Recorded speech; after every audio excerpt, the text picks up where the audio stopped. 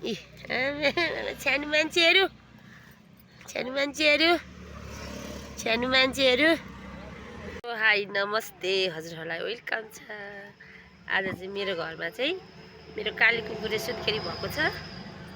ए 3 भाइ छोरी 3 बहिनी छोरी 1 भाइ छोरा छ है।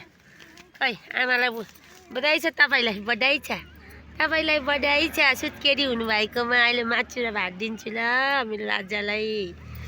चाहिँ मासु र भात खानुपर्छ। मैनी त चिसोमा राखेर मैनी त मेरो राजाहरू